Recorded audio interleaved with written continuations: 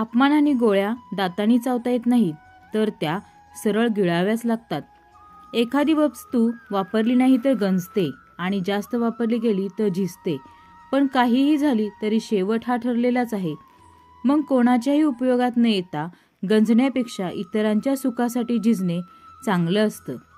दुसऱ्याची मदत करण्यासाठी कोणाकडे वेळ नसतो, परंतु दुसऱ्याच्या कामात व्यत्यय आणण्यासाठी सर्वांकडे वेळ असतो.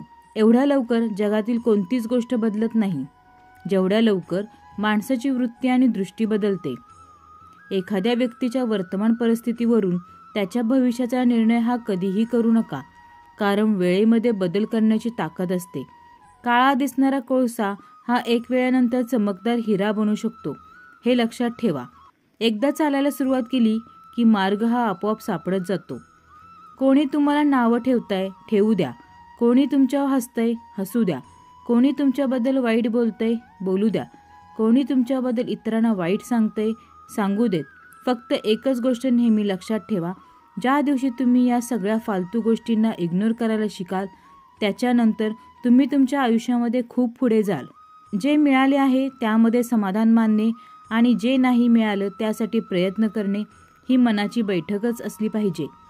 मन मोकळेपणाने जगणं आणि मनासारखं जगणं यातील अंतर कळलं, आयुष्य अगदी आनंदी तर होतंच, पण वाढतं सुद्धा. वेळ लागला तरी चालेल, पण आयुष्यात काहीतरी बनवून दाखवा. कारण लोक भेटताच पहिल्यांदा तू कसा आहेस हा नाही, तर तू काय करतोस हा प्रश्न विचारतात. माणसाचं आयुष्य हे एका थेंबासारखं आहे, पण त्याचा अहंकार मात्र समुद्रापेक्षाही मोठा आहे. कोणाचं जर काही चांगलं होत असेल तर आपण का वाईट विचार करायचा? आयुष्य हा एक प्रवास आहे, स्पर्धा नाही. बऱ्याच लोकांच्या हे लक्षात येत नाही. दगड पाण्यात फक्त भिजतो आणि माती निरागसपणे विरघळते. भिजणं आणि विरघळण्यात फरक जर कळला तर मग सगळी नाती नितळत होतील. कुठे भिजायचं आहे आणि कुठे विरघळायचं आहे हे आपण ठरवलं पाहिजे.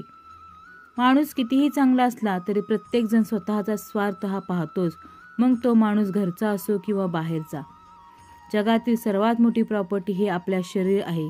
जे चांगलं असेल तर आपण जगातील कोणतीही प्रॉपर्टी खरेदी करू शकतो. म्हणून स्वतःची काळजी घ्या. जितकं मोठं मन तितकंच सोपं जीवन असतं. वादाने अधोगती तर संवादाने प्रगती होत असते.